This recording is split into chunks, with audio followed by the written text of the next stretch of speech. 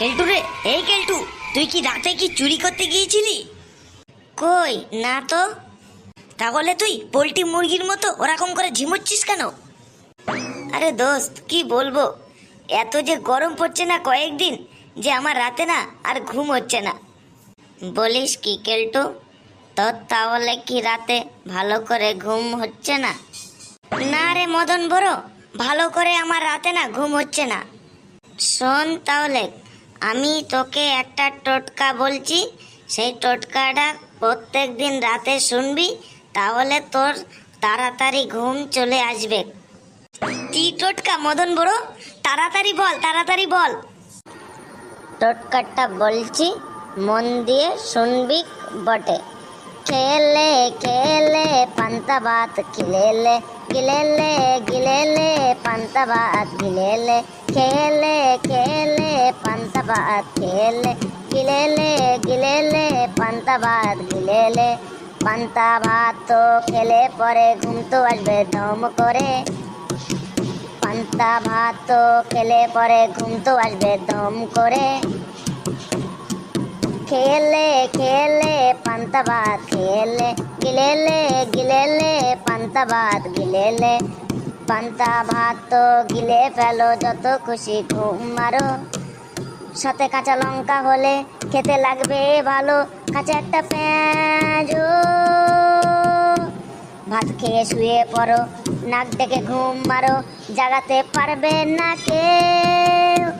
খেলে খেলে পান্তা ভাত খেলে, গিলেলে গিলেলে পান্তা ভাত গিলেলে, খেলে খেলে পান্তা ভাত খেলে, গিলেলে গিলেলে পান্তা ভাত গিলেলে। এই ক্লাসের মধ্যে কে আবার পান্তা ভাত নিয়ে এসছে রে? কে পান্তা ভাত নিয়ে এসছে? স্যার, ক্লাসের মধ্যে কেউ পান্তা ভাত নিয়ে আসেনি। তা পান্তা ভাত নিয়ে আসেনি যেখানে, তাহলে কে বলছিল যে খেয়ে নে পান্তা ভাত খেয়ে নে? কে বলছিল? স্যার, কেলটু ওই রাতে ঘুমোচ্ছিল না তো, তাই মদন ওকে টোটকা বলছিল, তাই মদনই টোটকা বলছিল স্যার। মদন, তুই আবার কি টোটকা জানিস নাকি? ওই স্যার, আমি একটু আর্ধেক জানি বটে। আরে মদন, আমি তো জানি তুই শুধু সঙ্গীত আর গানই জানিস, তুই আবার টোটকা টোটকিও জানিস? তুই তো দেখতে পাচ্ছি মাল্টি পড়া নি তো। এসব সবই আপনাদের আশীর্বাদ বটে। আশীর্বাদ না কি সেটা একটু পরে বুঝবি। এই তোরা সবাই এখন বসে পড়। স্যার, আপনার হাতে ওইগুলো কি? একটা সাদা কাগজ পানা দেখছিলাম। এইগুলো হলো তোদের পরীক্ষার খাতা। তোরা এখন সবাই চুপচাপ মেরে বস, আমি তোদের এই পরীক্ষার খাতাগুলো চেক করে তোদেরকে আমি দিচ্ছি। চিল্লা, আর একটু জোরে জোরে চিল্লা, আরো জোরে জোরে চিল্লিয়ে ক্লাসরুমটা পুরো ফাটিয়ে দে। তোদেরকে বললাম তোরা এখন একটু চুপচাপ মেরে বস।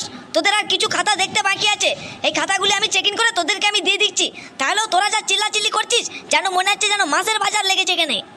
তোরা যা খাতায় লিখেছিস, না হয় আজকে আমি পাগল হব, না হয় তোদেরকে আমি আজকে পাগল বানাবো। আরে বল্টু রে, স্যার না আজকে না রেগে পুরো ফায়ার হয়ে আছে। আমাদের ভবিষ্যৎটা মনে হচ্ছে খুবই যন্ত্রণাদায়ক আছে। তোরা যে এক একজন এক একটা খাতায় এমন করে বানিয়ে বানিয়ে এমন একটা অ্যান্সার লিখেছিস, যে যিনি যে বইটা লিখেছেন তিনিও যদি পড়েন তাহলে তিনি যে লজ্জায় পড়ে যাবেন। স্যার, আমরা এমন কি লিখেছি যে বইয়ের যে লেখক সে পড়লে সে অজ্ঞান হয়ে যাবে? হ্যাঁ স্যার, আপনি বলুন আমরা কি এমন কি ভুল লিখেছি? আরে পণ্ডিতের দল, তোদের যে ভুল অ্যান্সারগুলো আছে, তাহলে সেগুলো যদি আমি পড়ে শোনাই, তাহলে রাত শেষ হবে, তাহলে তোদের ভুল অ্যান্সারগুলো বলে শেষ হবে না। হ্যাঁ, আরেকটা কথা, তোদের মধ্যে দুজনা কে টুকলা টুকলি করেছিস? মনে হচ্ছে তো বল্টু আর কেলটু, এদের দুজনের খাতা পুরো সেম টু সেম, পুরো মিল আছে। মনে হচ্ছে তো বল্টু আর কেলটু ছাড়া আমি পুরো নিশ্চিত এরা দুজনাই করেছে টুকলা টুকলি। স্যার, আমি আর বল্টু টুকলা টুকলি করে লিখেছি? স্যার, স্বপ্নেও এটা বিশ্বাস হবে না। আপনার ওই গোপের দিব্যি দিয়ে বলছি, আমরা কোনো টুকলা টুকলি করিনি স্যার। কেলটু, বেশি বক বক করিস না। তুই আর ওই বল্টু আর কেলটু, ওই তোরা দুজনে দেখা দেখি করে লিখেছিস, কারণ তোদের লেখা পুরো একদম পুরো সেম টু সেম। তোরা দুজনেই লেখালেখি করেছিস দেখা দেখি করিয়ে। স্যার, হয়তো মনে হচ্ছে দুজনের খাতা একসাথে হয়ে গিয়েছে, কেন বাই চান্স তো দুজনের খাতা একসাথে হয়ে যায় না স্যার। ভুল করে বাই চান্স মানে দেখা দেখি না করলে দুজনের খাতা সেম টু সেম হয়? এটা পসিবল? এখনো সময় আছে, সত্যি কথাটা বলে ফেল, না হলে দুজনের খাতায় আমি কিন্তু 0 বসিয়ে দেব। স্যার, আমি আপনাকে ভালো করে বোঝাচ্ছি, মন দিয়ে শুনবেন। আমাদের দুজনের খাতা একদম সেম টু সেম হতেই পারে, কারণ আমাদের দুজনকে তো সেম টিচারই তো পড়িয়েছেন স্যার। স্যার বল্টু ঠিকই বলেছে, কেননা যেই টিচার বল্টুকে পড়িয়েছেন সেম ওই টিচার আমাকেও পড়িয়েছে। স্যার একই টিচার আমাদের দুজনকে তো পড়িয়েছে, আমরা দুজনে একই রাইটারে বই পড়েছি, তারপরে আমরা পাশাপাশি বসে পরীক্ষার জন্য প্রিপারেশন নিয়েছি, তাহলে পরীক্ষার খাতাতে তো আমাদের দুজনের লেখাগুলো একই হবে স্যার, এতে আবার ইম্পসিবল হওয়ার কি আছে স্যার? বল্টু ভাই ঠিকই বলেছে স্যার, আমাদের দুজনের কলম দুটোই এক, আমরা বাই ওয়ান গেট ওয়ানে কিনেছিলাম, আমরা দুজনে একই জামা প্যান্ট পরে পরীক্ষা দিয়েছিলাম, আমরা দুজনে একই খাবার খেয়ে একই টোটোতে একই রাস্তা দিয়ে পরীক্ষা দিতে এসেছিলাম, পরীক্ষার হলে একই রুমে একই বেঞ্চে বসেছিলাম, তাহলে আমাদের অ্যান্সারগুলো একই হবে না কেন স্যার? এমনকি আমাদের প্রশ্নগুলিও এক ছিল, তাহলে আমাদের অ্যান্সারগুলো এক হবে না কেন স্যার? ঠিক আছে মানলাম, তোরা একসাথে এক খাবার দাবার খেয়ে একই জামা প্যান্ট পরে একই টোটোতে একই রাস্তায় দিয়ে এসে একই রুমে একই বেঞ্চে বসে একই কলম দিয়ে একই প্রশ্নের অ্যান্সার দিয়েছিস, কিন্তু তোদের দুজনের খাতাতে ভুল সব এক হলো কি করে? বল্টুর যেখানে ভুল হয়েছে কেলটুরও সেইখানে ভুল হয়েছে, এটা কি করে পসিবল? আমাকে তোরা এইটা বোঝা। স্যার এটারও জবাব আমি দিচ্ছি আপনাকে, দুজনে একসাথে একই জায়গাতে টিউশনি পড়তে যাই, হয়তো টিউশন টিচার আমাদের দুজনকে ভুল পড়িয়েছেন, তাই পরীক্ষার খাতাতে সেম টু সেম ভুল হয়েছে স্যার। স্যার বল্টু ঠিকই বলেছে, আমরা দুজন এক জায়গায় টিউশনি পড়তে যাই। তার মানে তোরা দুজন দেখাদেখি করে লিখেছিস আমার হাত থেকে বাঁচার জন্য? তোরা দুজন কি সাফাই দিচ্ছিস? তোরা কি আমাকে কি বোকা পেয়েছিস নাকি? না স্যার এরকম কোনো ব্যাপারই নয়, আপনি শুধু শুধু আমাদের দুজনকে শুধু ভুল ভাবছেন। আচ্ছা ঠিক আছে, তোদের দুজনকে আলাদা আলাদা রুমে পরীক্ষার জন্য আবার বসতে দেবো, তোরা দুজনে আবার পরীক্ষা দিবি, দুধ কা দুধ পানি কা পানি, সব কিছুই তখন বোঝা যাবে। না না স্যার একদম, সেটা একদমই সম্ভব নয় স্যার। কেন কেন সম্ভব নয়? স্যার প্রথমত আমরা যে পরীক্ষার সময় যে পড়াগুলো পড়েছিলাম সেগুলো তো ভুলেই গিয়েছি, তারপরে বইগুলো সেকেন্ড হ্যান্ড হয়ে গিয়েছিল, তাই সেগুলোকে বিক্রি করে দিয়েছি। স্যার এখন পরীক্ষা দেওয়া একদম সম্ভবই হবে না স্যার।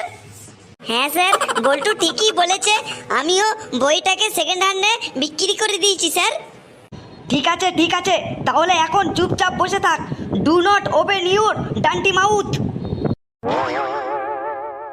মদন তুই দাঁড়া, তুই এটা কি লিখেছিস এটা? স্যার কোনটা বটে? তুই এইখানে আয়। স্যার আমি এসে গেছি। প্রশ্নটা ছিল যে রক্তচোষা কাকে বলে, আর তুই এটা কি লিখেছিস এটা? এটা নে, এটা পড়ে শোনা তুই। না স্যার আমি সবার সামনে পড়ে শোনাতে পারবো নাই। ধর খাতাটা, রক্তচোষা কারে বলে, তুই সেটা কি লিখেছিস পড়ে সবাইকে শোনা। শরীর খারাপ হওয়ার পর ডাক্তার বাবু যখন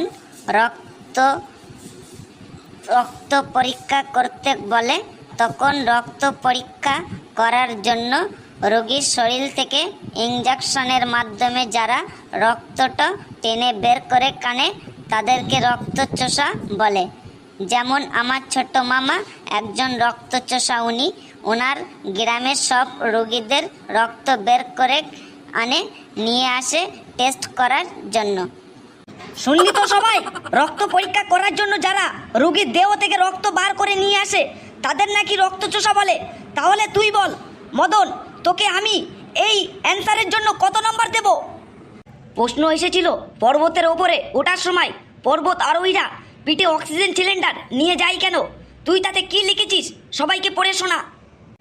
পর্বতে ওঠার সময় পর্বত আরোহীরা পিঠে অক্সিজেন সিলিন্ডার নিয়ে যায়, তার কারণ হলো পর্বতের উপরে অক্সিজেন সিলিন্ডারের দাম অনেক বেশি, তাই তারা আগে থেকে নিচে থেকে কম দামে অক্সিজেন সিলিন্ডার নিয়ে যায়।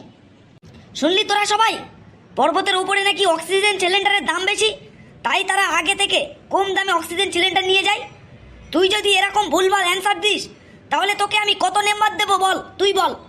তোদের আমি আজ থেকে আর ক্লাসই নেবো না, আমি এখন চলে গেলাম। তোদের মতো গাধা তলেদের ক্লাস করানোর চাইতে বাড়িতে গরু ছাগলের ক্লাস করানো অনেক ভালো।